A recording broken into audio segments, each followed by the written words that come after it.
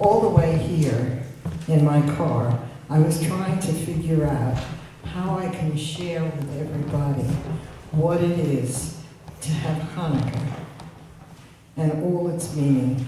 And then I was listening, and everybody told the history. Our music told the history, and then our wonderful guide told us the history, and I didn't know some of it. It's very strange. I know one thing about Hanukkah that creates and created for me as a very little girl, and then creates to this day what Hanukkah really means.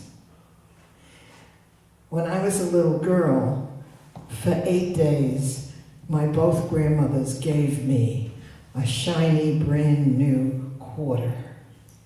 And that was the Hanukkah gelt, the money, because we're supposed to share the prosperity and the shininess of the light of Hanukkah. The story itself was told in a very different way. I've shared with you many times the character my father was. He told the story of Hanukkah through a Russian boy's eyes. And as he told it, tears of joy ran down his face. And he wanted all of us to really understand what Hanukkah stands for. It stands for freedom. Freedom to worship any way we choose. None of it is right and none of it is wrong, he used to say. And he would tell us in very clear, basic language that every light that we light when the menorah is lit, we light in tribute to the hundreds and the thousands of years that people have fought for this right. And now, says he, we live in a country where we don't have to fight for it anymore, but we have to stand for it. We have to practice it. Hatred does not belong. No matter what the color of the skin, the slant of the eyes, the nose shape, the hair color, the height, none of it matters. What matters is the spirit. And the spirit of Hanukkah is that we are free to talk to our God, however that takes shape, on a daily basis. It never stops. So I tried very hard to understand what he was saying, and I didn't. I just knew about the bright, shiny quarters, and I tried to figure out what I was going to do with them. And my sister, of course, had her own ideas. And I'm not even going to share those with you. But I had the idea that the first thing I was going to do with those quarters was to find a book, because I fell in love with books when I was about 3.5 years old. And so the first thing I did was go to the library where they sold books for 10 cents. And I bought myself a book with one of the quarters. And that book was about the light of God. And I have that book to this day. And I'm not going to tell you how old it is.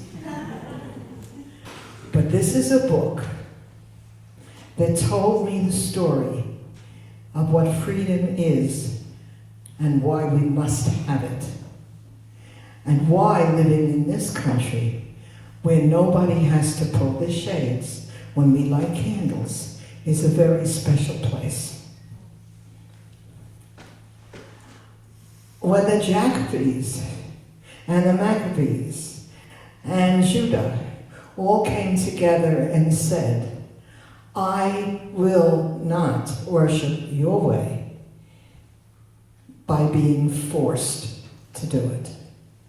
I must have the freedom to live my own life. I lived in an almost 100% Jewish neighborhood. Right across the main road was almost 100% Italian. And across the park was almost 100% Catholic. And over in that corner was a bunch of Protestant Baptists. And there was a time when nobody mingled with anybody else because we were afraid to. Fear is one of the driving forces that goes out when the light goes on. Because whether you're afraid or not, you do according to everything that Chanukah stands for. What you do is you look fear in the face and you say, it's not going to stop me. And now we're living at a time where people are getting afraid again. And Chanukah is timed so beautifully for this, because when I hear people say to us, come to the city, do not let fear stop you, they are talking my language. I was always not the tallest person in the world. However, what I am is the product of my faith. I am totally, completely, utterly God's child. And God doesn't believe in fear. God believes in love and forgiveness and light. And that's what Chanukah is. Chanukah is forgiveness. Chanukah is light. The light of your soul. The light that says, pick up your head, walk down the street, and forget hate. Leave it behind. We have no right to hate anybody. We have every right to love everybody. And of course my sister would say, I can love you all, I don't have to like you all. But the love is the most important part. To love each other is to light those lights. Chanukah and those silver quarters was a way my grandmothers, both of them, said to us, I love you. They collected those quarters over the year because both of them were very poor. And where they got that much money, because they had a lot of grandchildren, where they got that much money, I have never figured out. But somehow or other, my grandmother, with her white leather gloves, would come over and help us light the light, and then give us each that shiny quarter that I spent on one book, and I still have the others. Because that represents to me the light of my ancestors. I adored both grandmothers. And when you light those lights, as you just did, and you said, one of the tributes is laughter. I had a grandmother that we called Baba. She was my Russian grandmother. And my Baba, my daughter's named for her, by the way, my Baba had the twinkliest blue eyes you ever saw in your life. They always twinkled because she was always laughing and having fun. Even though she had to leave in exile the land of her birth. But she was absolutely thrilled to be here with her children and her grandchildren and ultimately her great-grandchildren. And there were always those quarters that told us how much she loved us. And she was one of the most beautiful images in my mind to this day. Because she would come rocking over. She walked with a rock. Why, I don't know. But she walked with a rock, and she would have the quarter in the palm of her hand. And she would come up to the light of the menorah every night and let the light go on the quarter so it sparkled. And then she gave it over to one of us. Hanukkah is a time to rejoice. We don't do anything sad on Hanukkah. We eat up a storm. And one of the things we eat is fried food. And one of the reasons we eat fried food, which is supposedly forbidden the rest of the year, yeah, you don't do that. You're not supposed to eat fried food, except on Hanukkah.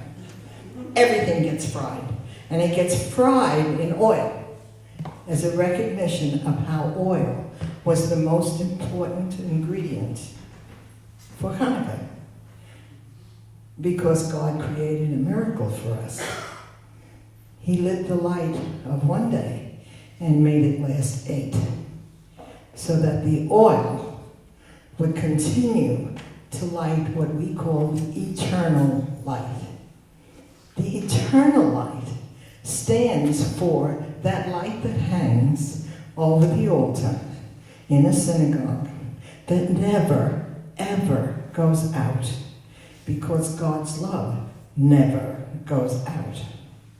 So we have a blast eating potato latkes and donuts and fried chicken. I love fried chicken. And I don't eat it the rest of the year, but I sure eat it on Hanukkah, because we fry it in oil, and that's supposed to be traditional. And we fry potatoes in oil. And we fry vegetables in oil. And we fry everything. And it was wonderful. And we'd sit around the table and enjoy ourselves and each other and God.